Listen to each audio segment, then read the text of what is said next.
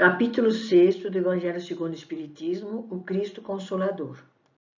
Consolador prometido, se me amais, guardai os meus mandamentos. E eu rogarei a meu Pai, e ele vos enviará outro Consolador, a fim de que fique eternamente convosco o Espírito da verdade, que o mundo não pode receber, porque não o vê e absolutamente não o conhece. Mas quanto a vós, conhecê-lo-eis, porque ficará convosco e estará em vós. Porque o Consolador, que é o Espírito Santo, que meu Pai enviará em meu nome, vos ensinará todas as coisas e vos fará recordar tudo o que vos tenho dito. João 14:15 a 17:26. Ao estudarmos o Evangelho segundo o Espiritismo, podemos sentir quanto Deus, nosso Pai, é infinitamente bom e justo. Ele sempre nos mostra o caminho a seguir. Nós é que muitas vezes não enxergamos. Através de Moisés, ele nos informou sobre as leis, que são os 10 mandamentos. Depois, através de Jesus, que é o nosso divino mestre, o grande médico das nossas almas, ele nos enviou o remédio para curar as nossas dores. Esse remédio que desperta a nossa consciência do porquê estamos aqui neste planeta e por que passamos por tantas provações. Se não soubermos entender, vai ficar difícil de aceitar. Tudo tem uma razão de ser. Todas as nossas dores, aflições, sofrimentos, tudo tem uma razão de ser.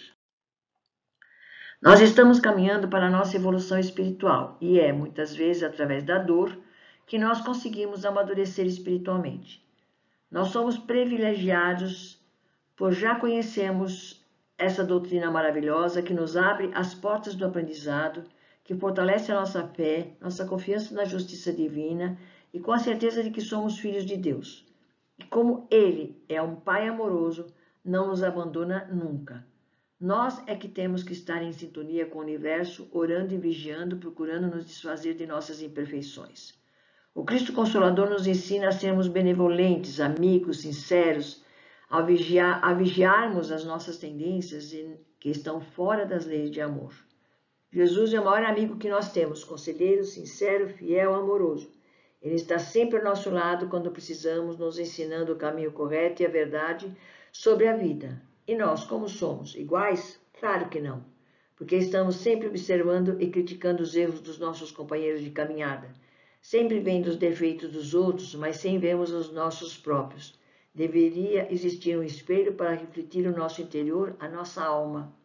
Avaliamos os erros do nosso próximo, mas deixamos de avaliar os nossos próprios erros.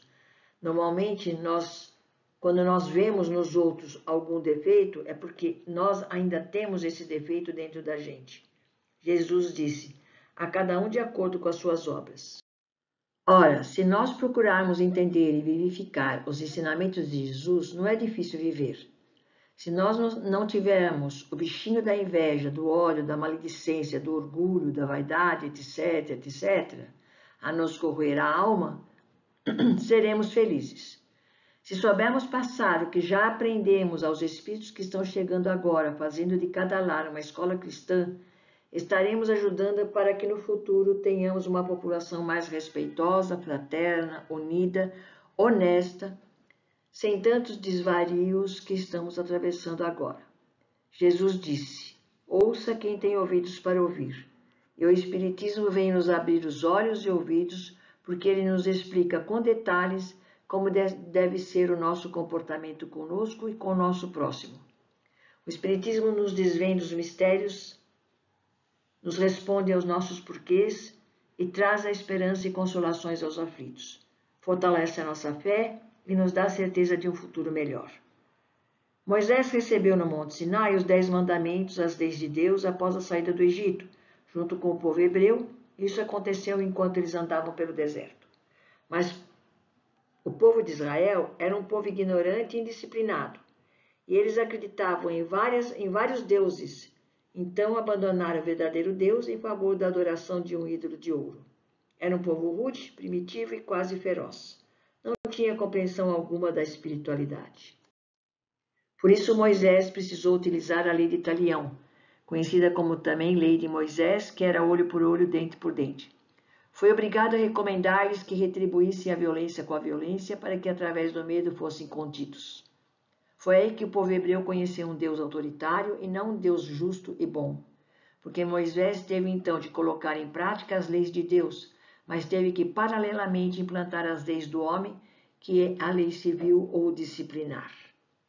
As leis de Deus são imutáveis, mas as leis dos homens, até hoje, se alteram de acordo com as necessidades e caráter dos povos.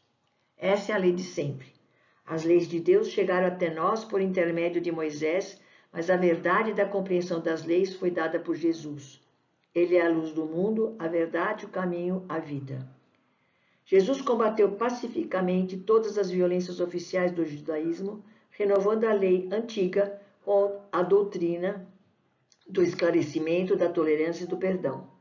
Espalhou as mais claras visões da vida imortal, ensinando às criaturas terrestres que existe algo superior às pátrias, às bandeiras, ao sangue e às leis humanas. Sua palavra foi profunda, enérgica e misericordiosa. Corrigiu todas as filosofias e aclarou o caminho das ciências. Jesus veio lembrar, trabalhar, ensinar e impor o cumprimento da lei. Veio para nos ensinar como podemos fazer para que nos nossos dias possamos utilizar as leis de acordo com a vontade do Pai e resumiu tudo, dando o verdadeiro sentido, adaptando a lei ao grau de desenvolvimento da humanidade da época. Quando Jesus disse: "Porque em verdade vos digo que o céu e a terra não passarão até que não se cumpra tudo quanto está na lei, até o último J e o último ponto." Jesus se refere a progresso contínuo que está sujeito ao estudioso do Evangelho.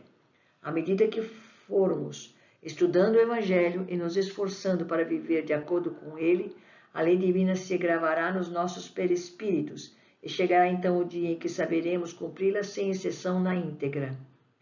Nessa lei temos os deveres para com Deus e para com o próximo, que constitui a base da sua doutrina. Ele resumiu os 10 mandamentos em amar a Deus sobre todas as coisas e ao próximo como a si mesmo. E é verdade.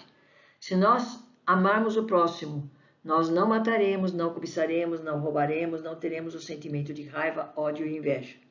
O povo hebreu esperava um profeta igual a Moisés, guerreiro, invencível, que lutaria pelo povo de Israel contra os romanos. Só que veio Jesus, veio sem espada, veio humilde, falando de amor, mansuetude, paz, tolerância. Suas palavras não eram de um conquistador, e sim de um homem sereno que falava sobre fraternidade e paz. Revelou um Deus eterno, justo e bom, de infinita misericórdia para com todos os seus filhos. O seu evangelho, o seu exemplo, as suas palavras, a sua lição, permanece até hoje, depois de mais de 2020 anos. É no coração dos humildes e aflitos que encontramos a divina palavra.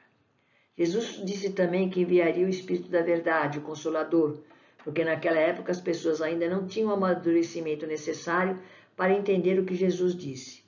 Nas palavras, os que têm ouvidos para ouvir, ouça, que Jesus tão frequentemente repetia, exprimem claramente que nem todos estavam em condições de compreender certas verdades. Era preciso dar tempo à ciência para progredir. No século XIX, no dia 3 de outubro de 1804, nasceu Hippolyte Léon Denisard Rivail, um grande estudioso, intelectual e educador, com uma brilhante formação moral que adotou o nome de Allan Kardec. Ele conseguiu codificar as leis de amor, os ensinamentos de Jesus, através da terceira revelação, que é o Espiritismo. Isso foi feito através de vários médiuns em todos os cantos do mundo, que responderam com as mesmas respostas às perguntas efetuadas por Kardec e seus estudiosos da época. Cristo disse: "Eu não venho destruir a lei, mas dar-lhe cumprimento." Da mesma maneira que o Espiritismo diz: "Eu não venho destruir a lei cristã, mas dar-lhe cumprimento." O Espiritismo não ensina nada que não seja contrário aos ensinamentos de Jesus. Apenas desenvolve e explica com clareza o que foi dito na época de Jesus sob forma figurada. Tudo o que inspira desamor a Deus, ao próximo, não é lei. Tudo que divide, desune e desarmoniza a família humana está fora da lei. Tudo que tolhe a liberdade, o livre exame, a compreensão, não está compreendido na lei. Espiritismo, portanto, é o cristianismo redivivo revelado por Jesus.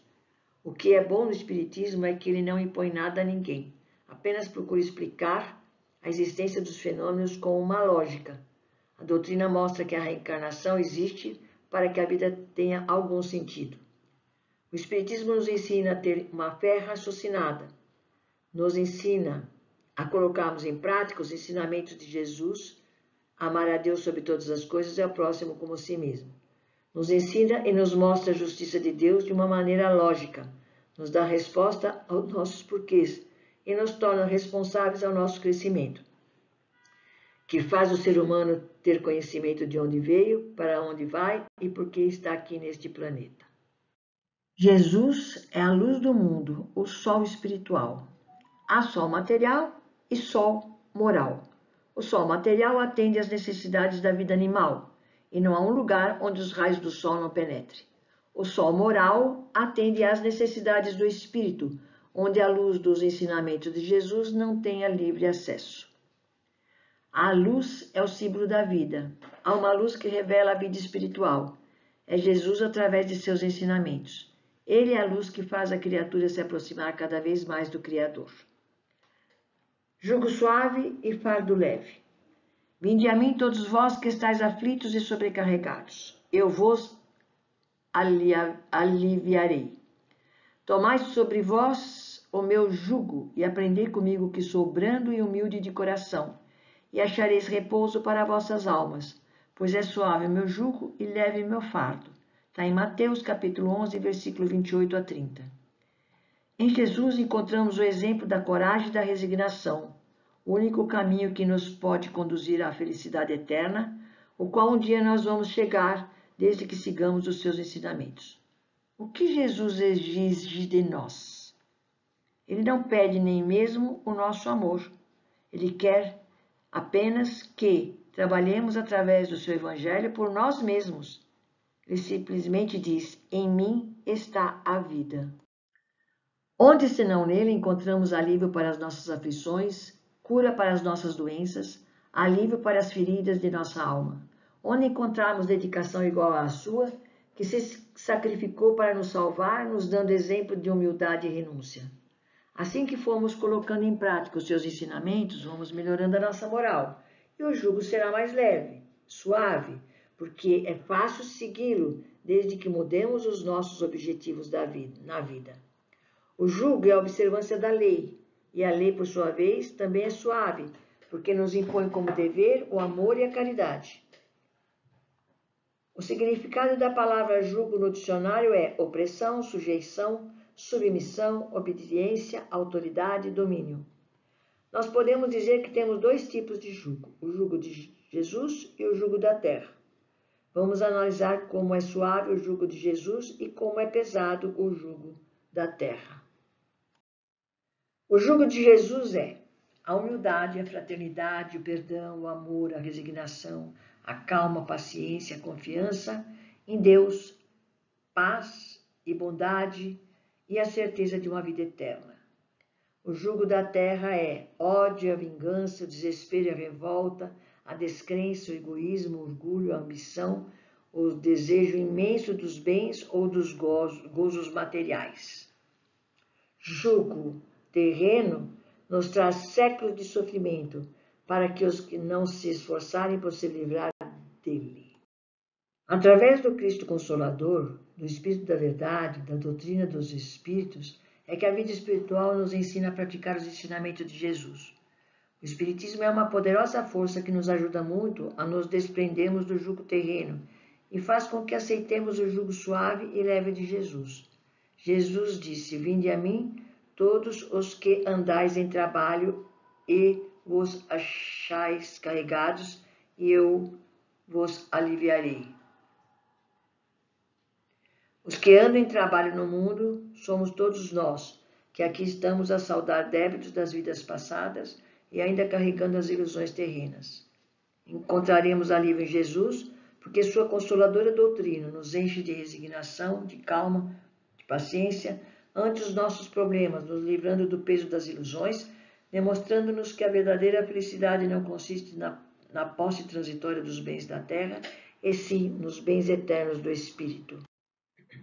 Procuremos o consolo na doutrina de Jesus e estejamos certos de que o acharemos. Jesus disse: eu sou o caminho, a verdade e a vida. Ninguém vem ao Pai senão por mim. João, capítulo 14, item 6. Só em Jesus encontramos a força para domar as nossas paixões. Só Ele tem a verdade que esclarece, a vida que alimenta. Só nele vemos o caminho que nos conduz a Deus.